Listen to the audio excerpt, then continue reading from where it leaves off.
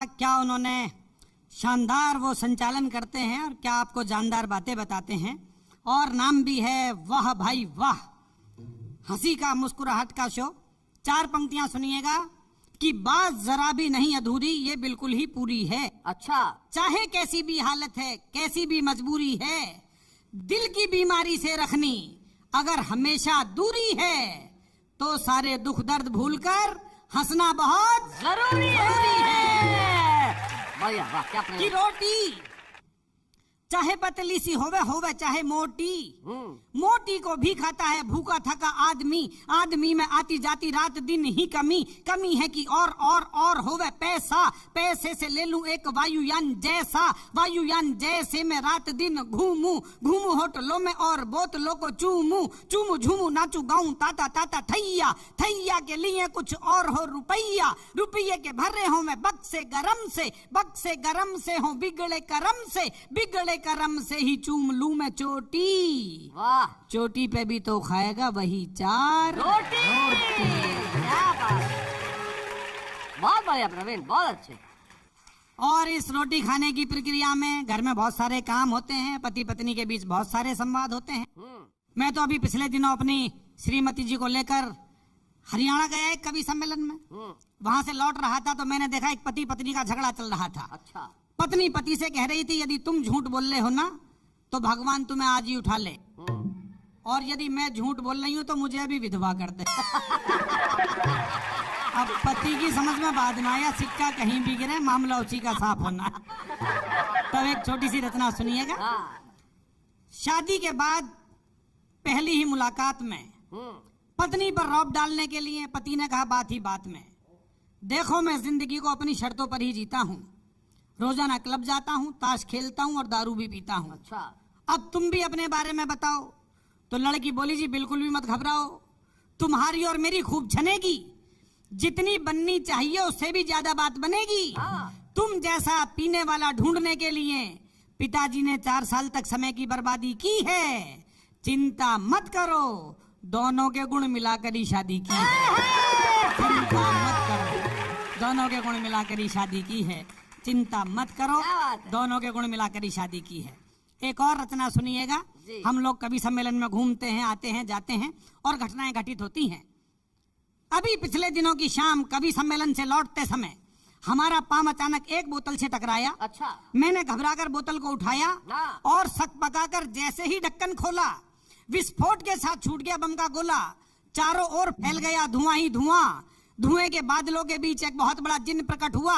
बोला आका आपने मुझे आजाद किया है, मैं जिंदगी भर आपकी जी हुजूरी करूंगा, जो भी मांगना चाहते हो मांग लो, मैं आपकी हर एक इच्छा पूरी करूंगा। मैंने कहा जिन्न महाराज यदि करना ही है तो कर दो इतना सा काज, भारत की भूमि से भ्रष्टाचार भगा दो।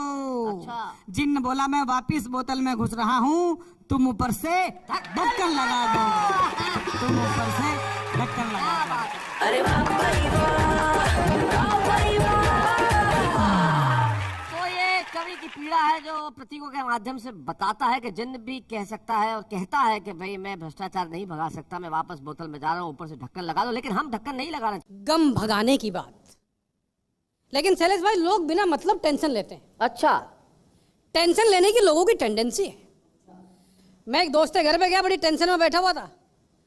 मैंने किस बात की टेंशन? वो बोला यार 20 दिन पहले मेरे दादाजी मरे। अच्छा, मेरे लिए 70 करोड़ रुपए छोड़कर मरे। अरे मैंने कहा राइट। फिर बोले 15 दिन पहले ताऊ जी मरे, वो भी 80 करोड़ रुपए छोड़कर मरे। अबे तो मैंने कहा काहे की टेंशन है? वो बोला यही तो टेंशन है, 15 दिन से कोई नहीं मर रहा। बहुत बढ़िया। अच्छा, कुछ लोग दूसरों को टेंशन देते हैं जी। मेरे मोहल्ले में खड़ा हुआ एक लड़का जोर जोर से हंस रहा था। मैंने क्या हुआ? वो बोले कुछ नहीं, अपने पड़ोसी है ना मिश्रा जी की 200 करोड़ की लॉटरी लग गई। ओहो।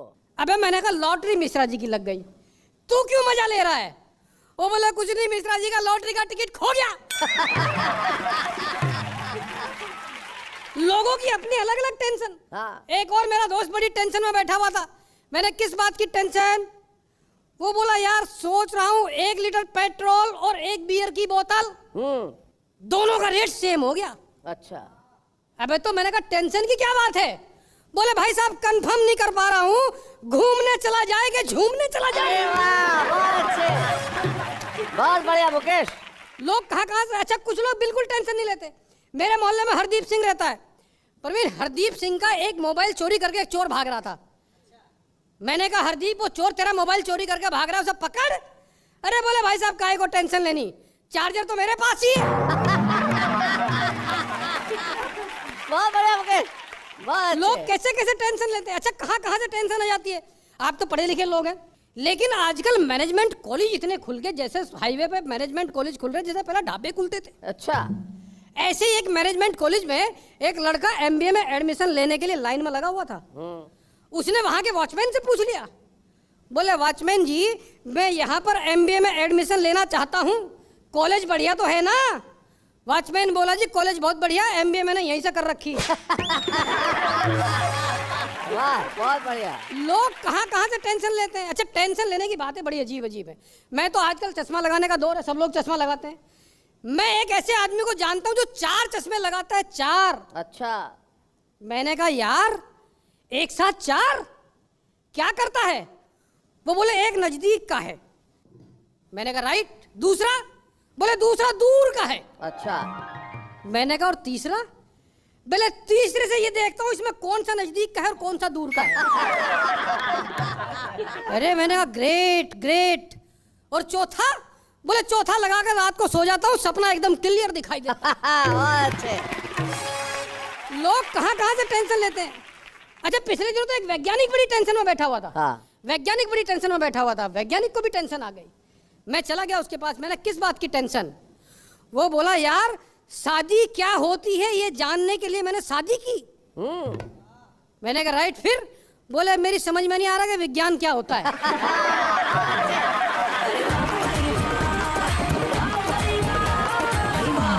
तो मुकेश गौतम बता रहे थे टेंशन की बात, जिंदगी में टेंशन तो होता है। ये लॉटरी की बात कर रहे थे कि लॉटरी का टिकट खो गया। बड़े कमाल की बात है कि भाई कई लोगों को बड़ा टेंशन होता है, टेंशन में कई दिक्कतें हो जाती है। जैसे कई लोग होते ना बड़ी गंभीर मुद्रा बना के बड़ी गहरी बात करेंगे। शैलेश जी आपको पता है इंसान पानी क्यों पीता है? बहुत गंभीर मुद्रा, मुझे लगा बड़ा साइंटिफिक बात होगी। तो मैंने कहा सर इंसान पानी इसलिए पीता है क्योंकि उसके कुछ इंटेस्टाइन रिक्वायरमेंट होगी या ऐसा कुछ होता होगा। नहीं। मैंने कहा कुछ डिहाइड्रेट ऐसा कुछ होता होगा। नहीं। मैंने कहा कुछ केमिकल अंदर चेंजेस होते होंगे। नहीं। हाँ, अब गलत है। इंसान पानी इसलिए पीता है क्योंकि उसे प्यास लगती है।